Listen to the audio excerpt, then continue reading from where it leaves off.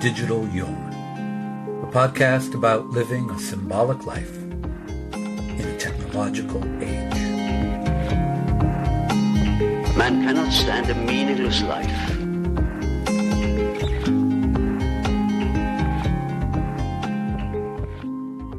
I'm Jason Smith, Jungian analyst and author of Religious but Not Religious, Living a Symbolic Life. And in this episode, we look at two different kinds of thinking and explore how each influences our experience not only of ourselves, but of the world around us. It's the human soul. That's the buried treasure.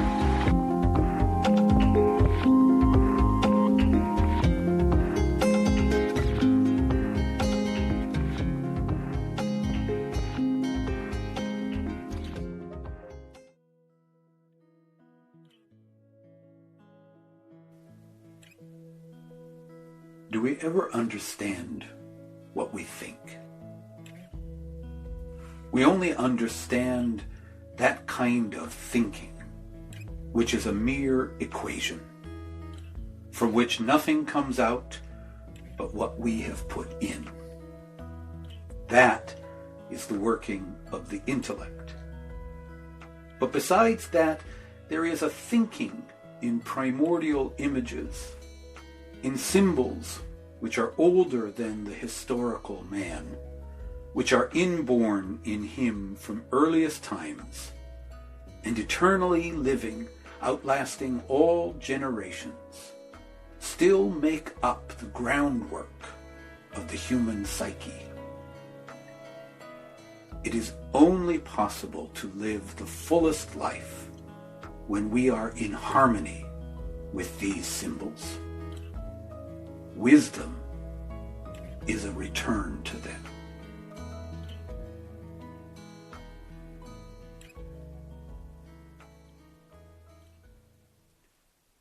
How do we come to know what we know? And just what do we mean when we say we know something? There's a section in my book, Religious but Not Religious, where I describe two different kinds of thinking. Directed thinking and what I call symbolic thinking. And in that section, I write this: directed thinking is the working of the intellect, in which one takes a quantity of information and operates on it. In directed thinking, the image, concept, or idea thought about is one that has been consciously chosen. Symbolic thinking, on the other hand, is the working of the imagination. Imagination, in the sense that I'm using it here, should be understood as an organ of perception in which the symbols and images autonomously produced by the psyche are encountered. From this perspective, the activity of the imagination might be conceived of as the psyche thinking or dreaming itself in us and through us. Now, as you can probably tell, the ideas that I write about in this excerpt owe their origin to that quote from Jung that I used at the top of this episode. And this understanding of the two kinds of thinking is a fundamental aspect of Jung's psychology, and in fact, of psychoanalysis as a whole. Put simply, they can be described as the thinking that we ourselves consciously perform, that is, directed thinking, and that thinking which happens spontaneously and often unconsciously in the psyche, which we do not direct, but rather, at times, chance to observe. And these two kinds of thinking lead us, in turn, to two different kinds of knowing. In directed thinking, it's the individual who's the actor, operating on a piece of data and obtaining a result. And through this mode of thinking, one gains a unit of knowledge. And knowledge here means the thing known, a possession of the mind. In symbolic thinking, however, the individual is the observer or receiver, and the primordial images that Jung talks about, the symbols that make up the groundwork of the psyche, are the actors. Now for Jung, as I spoke about in episode 5, The Living Symbol, symbols express something incommunicable, something that can't be reduced to a mere concept. They are the best possible expression for an experience which cannot be expressed in any other way. Let me say that again. Symbols are the best possible expression for something that cannot be expressed in any other way. They are, Jung says in another instance, the unthinkable matrices of all our thought. And what this means, of course, is that what we are able to think consciously has roots in the unconscious, in the unthinkable. Or to put it another way, symbolic thinking is the original and native language of the psyche. The symbols that we meet in our dreams, in the everyday fantasy production of the psyche, and in the great works of myth and religion, all point to experiences that ultimately remain mysterious, ineffable, and unknowable. And they allow us, so to speak, to know what cannot be known.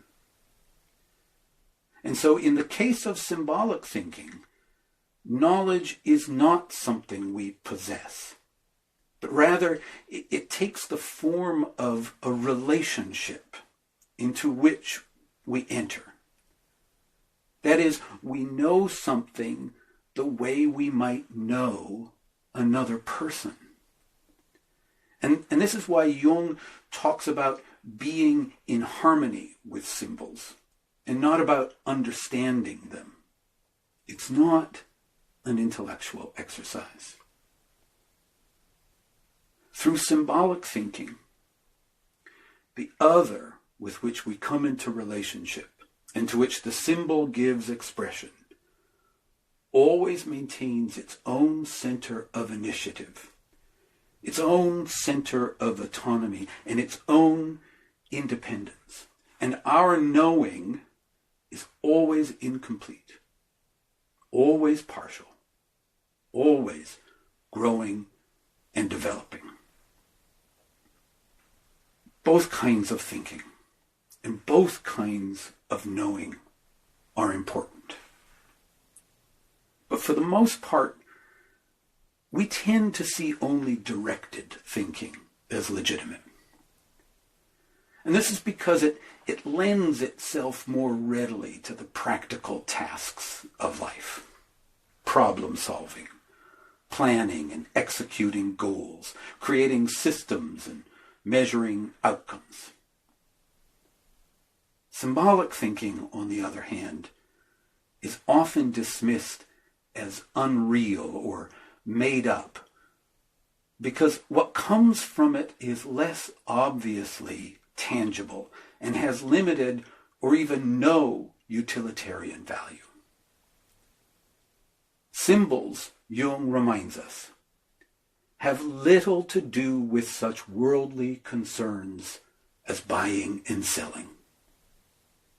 But the meaning of life, he says, is not exhaustively explained by one's business life, nor is the deep desire of the human heart answered by a bank account.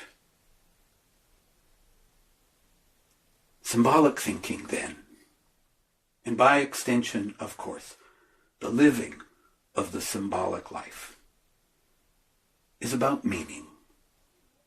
And meaning is not about what we do, but more so about who we are and what we become.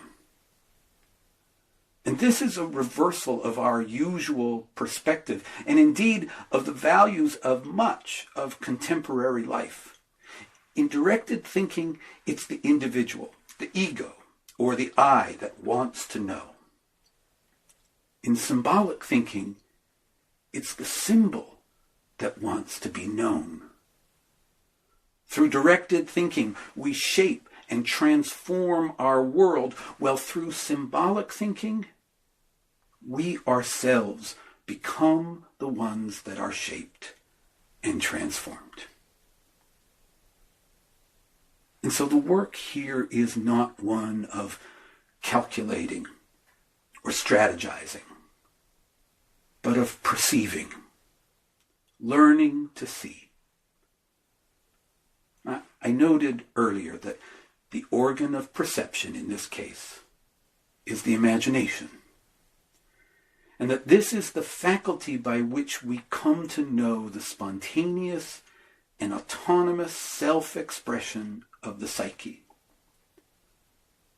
And here I want to turn to a passage from a letter written by the English visionary painter and poet William Blake, who teaches us that imagination is not about the creation of clever but unreal novelties, but a vital faculty that gives us access to the unsuspected depths of reality itself.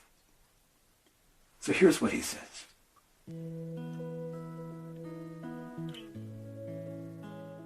I know that this is a world of imagination and vision. I see everything I paint in this world, but everybody does not see alike. To the eye of a miser, a guinea is far more beautiful than the sun, and a bag worn with the use of money has more beautiful proportions than a vine filled with grapes. The tree which moves some to tears of joy is, in the eyes of others, only a green thing which stands in the way. Some see nature all ridicule and deformity, but by these I shall not regulate my proportions. And some scarce see nature at all. But to the eyes of the man of imagination, nature is imagination itself. As a man is, so he sees. As the eye is formed, such are its powers. You certainly mistake when you say that the visions of fancy are not to be found in this world. To me, this world is all one continued vision of fancy and imagination, and I feel flattered when I'm told so.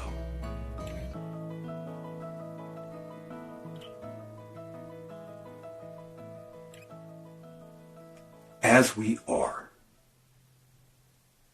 so shall we see. And as we see,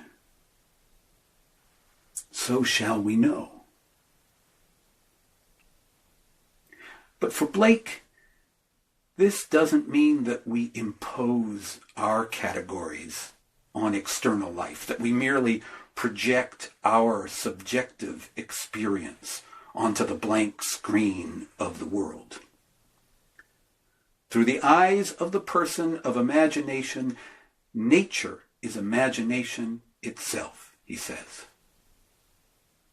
Imagination, then, in a sense, is like a lens through which the play of imaginative or symbolic forms can be discerned in the experience of life, much like a microscope allows us to see what can't be seen with the naked eye. But that's not quite right. At least it's not the whole picture. A better way to think about imagination might be to understand it as that thing in us that responds to experience, a kind of echo within us that sounds out of our encounter with some aspect of living. But that's not quite it either. It's not just the individual observing nature or the world in a new way. And it's not just the world making a new impact on the consciousness of the individual. Imagination is an experience of the self in the world and the world in oneself all at once. Through the power of the imagination, the separation and alienation that we often feel between ourselves and the rest of life is overcome. And here I should confess that the phrase symbolic thinking may not be the best one I could have chosen, because it seems to imply that it's something that we do through some exercise of the will, that we try to think deliberately using symbols. But that's not really how it goes.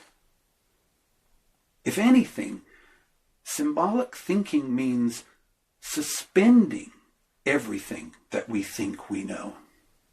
It means seeing beyond and behind our concepts and categories, allowing whatever is before us to be not just an idea in our mind, but its own unique living reality, and then waiting for the natural symbol-making function of the psyche to call forth an image in response.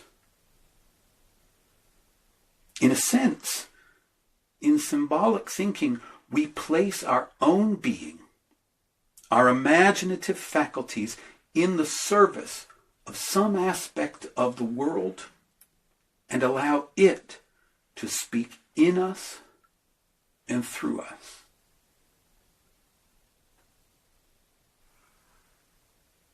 So,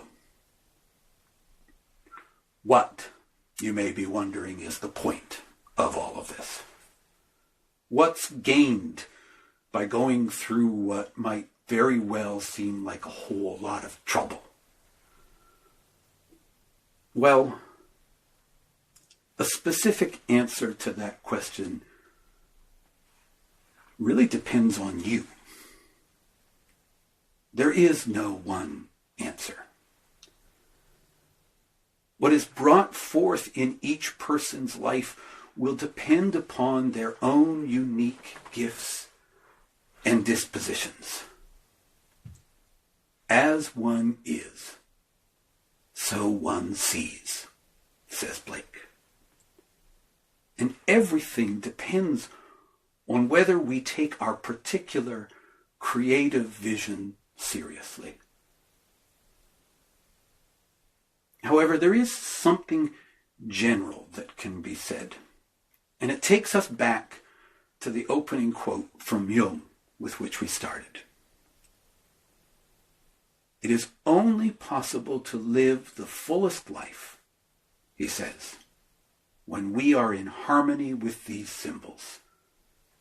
Wisdom is a return to them. For Jung, the point is wisdom and fullness of life, which are really two ways of saying the same thing. Wisdom, I've said before, is not knowledge. It's not the product of directed thinking, but rather It's a way of being attuned to life. And in those times when we're able to attain this kind of attunement, life is re-energized and renewed. Life is made full. To think of me is sweeter than honey, says the personified image of wisdom about herself. To possess me, sweeter than the honeycomb. Whoever feeds on me will hunger for more. Whoever drinks from me will thirst for more. In other words, once we get a taste of wisdom, we'll keep coming back for more. And I can't imagine a better takeaway than that.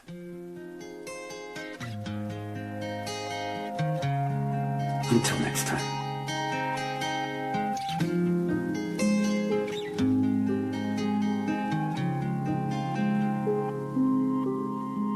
You'll find information in the show notes for all the sources used in this week's episode, as well as links to connect with me on social media. Let's make this a conversation. If you have questions about anything you heard in the episode, or that you'd like me to address in a future episode, send them to me on Facebook or Twitter using the hashtag #DigitalJung.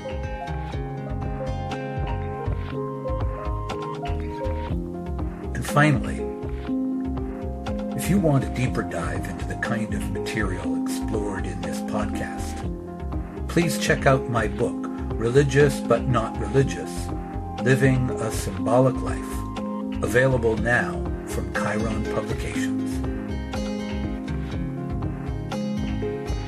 Thanks for listening.